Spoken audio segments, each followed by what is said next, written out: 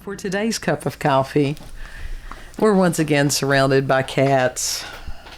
Of course, that's perpetual, isn't it? They're freaked out and but also happy that we removed the heater from the living room. Yeah, Omega came and it was something that helped him. It was something that helped us.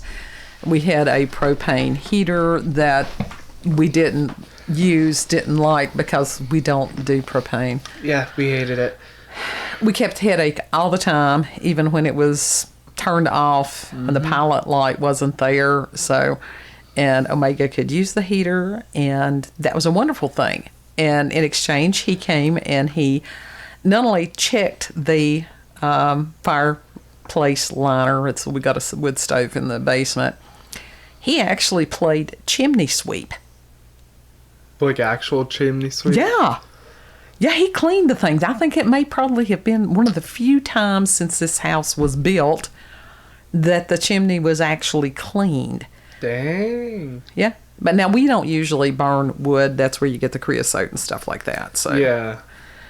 But many thanks to him. He's very, very appreciated. Mm-hmm. And he's just a cool human being. He really is. We enjoy his presence greatly. Mm-hmm. Something that this as far as the operation that we're discussing, which is Highjump, that went on forever. Yeah, we're going to give you highlights on the rest of it because whoever wrote this, they would go off on their own tangent rabbit trails. And I'm like, this has nothing to do with anything. They're just rambling in text. Yes. And so it's a matter of finishing this up. What I think I will do at a later date is go back and do one about Robert Byrd himself because I can pronounce the damn name as opposed to some of these other things. Okay, when we left off yesterday, and I want you to, I have 175 minutes of battery life that is on the camera today. So hopefully we'll not have the high weirdness that we did yesterday. Yeah, because that was fucked up. It was totally messed. So we had left off as far as this area of Antarctica that they had discovered had ice-free areas and stuff like that. I was actually listening to Tony Heller today, and I will put Tony Heller. I had mentioned him. He is one of the good guy scientists, and he's one of these that tells truth, and he tells where data has been doctored. Mm-hmm. But I'll put a link to the video by him that I watched today that they were talking about in Antarctica, and this had been recorded some time back, that there were parts of it that actually had 100-degree, we're talking Fahrenheit, of course, because if it had been in Celsius, everything would have melted totally. Yeah. 100-degree temperatures. Who would have thought? That's insane to think about that being in Antarctica. Well, I think it's because we have this incorrect view of how Antarctica is. Yeah, the image that we have of Antarctica, it's this like ice and snow covered everything. Plain, year-round, basically. Well, I guess we don't think about the sun being able to get to that part of the planet. Yeah. But apparently it does. And that's apparently what these peoples with this operation had found out. But it was a cool report. Yeah, they'll be like global warming. Well, Tony Heller is one of these that he discusses that myth also, and he provides the data for it. And yeah, he will call these people out on this stuff. I mean, the global warming, well, the Earth is warming up, but it goes through cycles. Right. Which is natural. There's nothing we can do to control it. There's nothing we are doing that is harming it. It goes through cycles, and all you can do is let it do. You know that volcano that had been erupting lately? Uh-huh. That put more pollutants in there. And it seems to me like one of these elected idiots, supposedly elected, had honestly thought of doing something like capping the volcano. Which is going to, like, It would cause the sides to blow out. You can't do that. Pretty much. Like, that would be absolutely catastrophic to the land around it. Oh, yeah. Well, like I said, as far as somebody I was listening to the night before, and just due to the volcanic activity on this island, that they had surmised that there was a possibility that a big chunk of that island could break off, which would cause tsunamis. Big ones. Yeah. So, yeah. So it's like, no, do not let them be stupid and cap the fucker. Well, you know, it's like, get your floaties ready, folks, because we don't know. I know that they had said, because we are in southwestern Virginia, and we're close to the Tennessee border. So if there was a tsunami that were to, was to hit on the eastern coast, and it would depend on how high the tsunami was. I think they said that it could go like 100 miles inland or something. So, that would be all right, because as far as I know, the mountains here would keep a lot of that stuff off of us. Oh, yeah. I was actually a little disappointed about the global warming because I hate winter. So, yeah. Sorry. Yeah, now they're back to the 1970s version of another mini ice age. I hate winter. And yet people are still talking about global warming. Well, they don't understand about the solar cycles. There's an 11-year solar cycle, and exactly. There are people that can give you references on that. Anyhow, we're going to go back as far as the area, that the Germans had decided that they had declared Antarctica theirs. And, that was close to the time that the UFO had been discovered there in the Bavarian Alps. The what? Yes, we did discuss this yesterday. Okay. Stay with me. All right. There was no reason for them to do all this stuff with Antarctica unless something else had already transpired. Which we all know that happened. It says the true purpose of the expedition was never, satisfactorily explained. Mm-hmm. I mean, this was not just random stupid. There is random stupid that does that does exist. But on a lot of this stuff, since it's this high level stupid, there's usually some kind of an agenda behind it. Mm-hmm. Okay, in the decade preceding the Second World War, the Germans did almost nothing that did not put the entire structure of their country on war footing. So apparently they didn't learn their lesson. It says the activity, and they're talking about here especially about Antarctica, affected all aspects of German life: military, civilian, economic, social, and foreign policies, engineering, industry, and, everything. It says, given that the sizing of this place in Antarctica occurred on the very eve of the war, it can only be concluded that the polar expedition was of major importance and significance to the goals and development of the German nation. All right, nor did activity end with the outbreak of war. In fact, it intensified. So, schemes within schemes within schemes. Yeah. And it says, although Germany surrendered unconditionally to the Allies on May the 8th, 1945, events after that date suggested that something was happening that did not form a part of recognized history. And they're saying that there was a German Grand Admiral, Karl Duntz. If I have mispronounced that, I am sorry. I don't know how to pronounce that either, so it's all good. He made a statement in 1943 where it says that a substantial portion of the German submarine fleet had rebuilt in another part of the world a Shangri-La land, an impregnable fortress. Okay. So that sounds like something was going on. Yeah. And it says, could he have been referring to the alleged base in Antarctica? Well, where else would it have been? Right. I don't even want to go into the moon theories today. That's for another cup. And says there are No moon theories. not today, that there are records of continued German naval activity after the war had ended. It's because I need more coffee. Activities. And it says also there are claims. You don't need more coffee.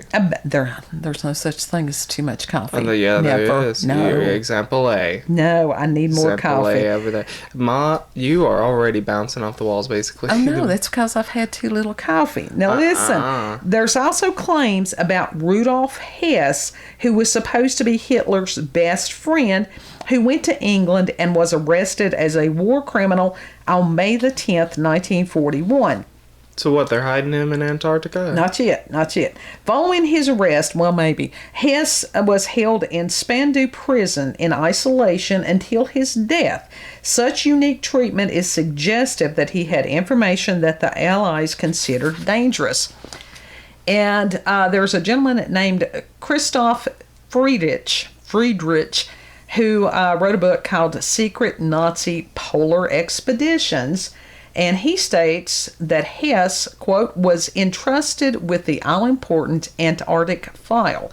Hess himself kept the polar file, end quote. It's never good to put all your eggs in one basket. No, it's really not. All right, it says many believe that Hess, who had no part in any of the so-called war crimes, was deliberately kept in Spandau prison for life in an attempt to keep him quiet.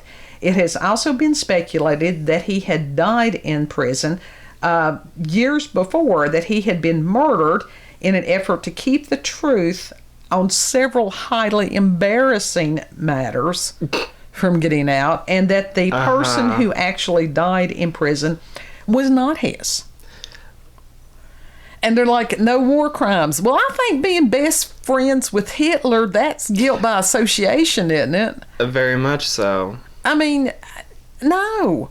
Who would want to do that? And if he was best friends with Hitler, you know he was partaking in those acts as well. Well, or he was the sin of omission, that he did nothing to stop it. At what point would somebody not have looked at him and go, what the fuck is wrong with you? Right. You know, I mean, seriously. All right, it says both Eastern and Western groups of Operation Highjump had been active around, I think it's New Schwabenland. That's the German. That's what exactly. Bless exactly. You. So, do you need a tissue? All right, it says so was a Russian boat that proved to be unfriendly. The Eastern group they were frustrated in their efforts to make a reconnaissance of the area. And the Western group, however, made a remarkable discovery.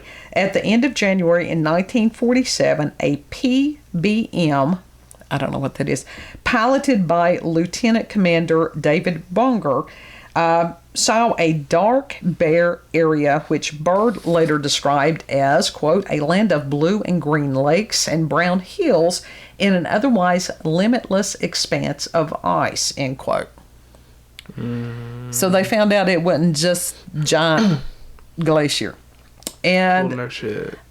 Get this, the oasis they had discovered covered an area of some 300 square miles. Oh, dang, that's a lot. Yeah, that's a pretty good sized area there. Yeah. It says several days later that Bunger returned to the area and found that the water was warm to the touch, and the lake itself was filled with red, blue, and green algae, giving it a distinctive color. Bunger filled a bottle with the water, which later turned out to be brackish, a clue to the fact that the lake was actually an arm of the open sea. This is important for two reasons. Warm inland lakes connecting to the surrounding oceans would be perfect for submarines to hide in, and similar lakes would have been noted in New Schwabenland, the site of the alleged German and suspected alien base. Okay. So that's pretty interesting. So and they using that lake to hide shit in. Yeah. And it says there is still no conclusive evidence of a German/alien base on Antarctica, but it's beyond doubt that something highly unusual was happening on, in, or around the frozen continent. And it says the evidence that these people are presenting.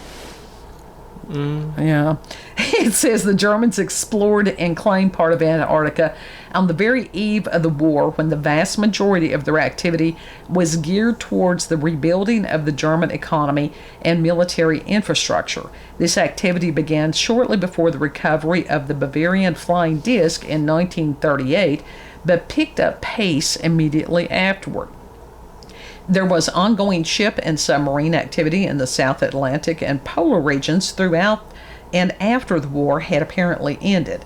This activity continued well into the 1950s, and if some accounts are to be believed, continues to this day, with what can only be considered U-boat sightings and a very high incidence of UFO sightings in the South Atlantic and South Polar regions, including the southern portions of South America. The U.S. literally invaded the continent of Antarctica itself with considerable naval resources, leaving mainland America exposed and vulnerable as the world edged into the Cold War. The task force limped home as if defeated only weeks later, and the local South American press wrote of such a defeat. This coincided with the substantial increase in UFO activity, generally attributed to the first major wave of such activity in modern times, with an inordinate amount of this activity taking place in the southern hemisphere, particularly in South America. Also, Admiral Byrd spoke of objects that could fly from pole to pole at incredible speeds being based on Antarctica, and hundreds of thousands of Germans and a minimum of 40 U-boats were missing at the end of the war. Documentation and eyewitness accounts prove that at least a portion of these craft made it as far as South America, in some cases several months after the end of the war in Europe. And that's where I'm going to end that, because if you want to go and read the rest of it, just, go to the description box and find the link, because it's a lot. that was all I had. Yeah, that was all I had left in me. And now this You were over it. Well, I think it could have been written in a much more concise manner By someone else. and I was not willing to put forth the effort to go and rewrite 38 pages. I'm not on the clock for this. Yeah, you ain't getting paid for shit. No, I'm not on getting this. paid for this. But now, it is interesting that, and we were talking about the one X-Files movie. Mm-hmm. And what was it? It wasn't Fight the Future. It was the other one. It was the first one. It had to do I don't remember with the name of it. alien base in Antarctica. Yeah. So, Soft disclosure. and some of the things Disclosure. on the X-Files sort of it began to flow similar to this report. Mm-hmm.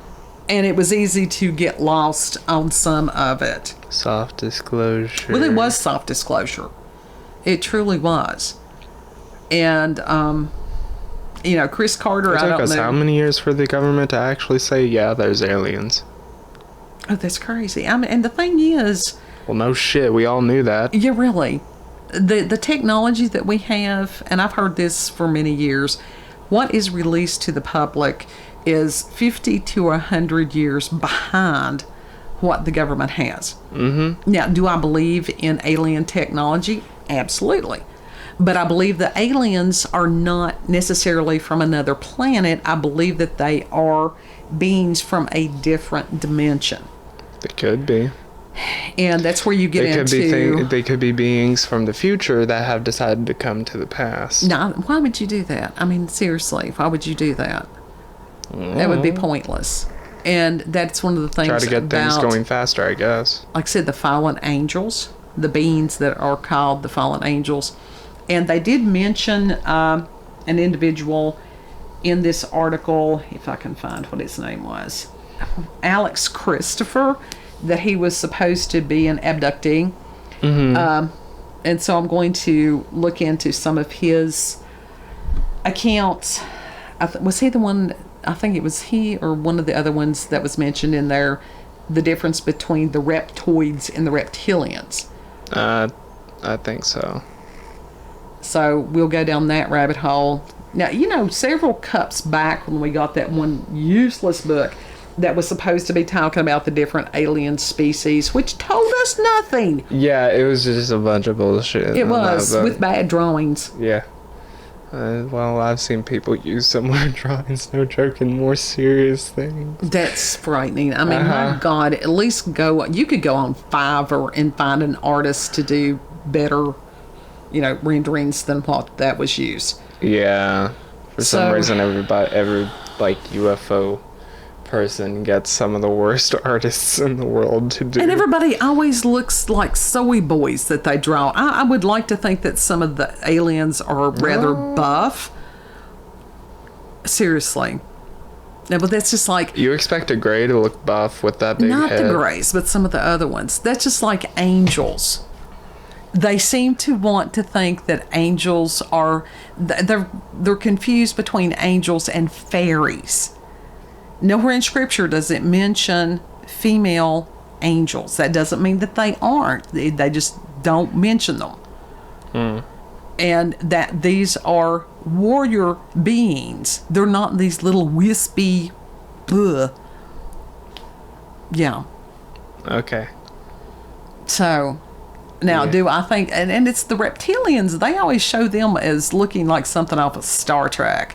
Mm-hmm. Do you remember the time that Kirk fought with the reptilian thing on that one planet? Yes.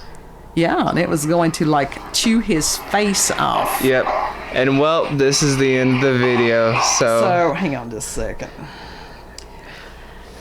And yes, that was a phone call. Because yes, I do not have a little wispy ringtone.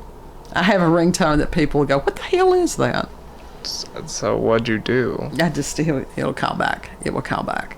So if you've had experiences with the supernatural, paranormal encounters, UFOs, aliens, cryptids, reptoids, and or reptilians, if you have local, regional, family myths, legends, experiences with substances that you'd like to share, send us an email at cupofcoffeewithscream@gmail.com. Invoice us about one of our cats. We'll gladly we'll give him to you. All you have to do is pay shipping. Quit trying to give the cats away. I think it's like, stop that. We'll put you at a flea market with a box.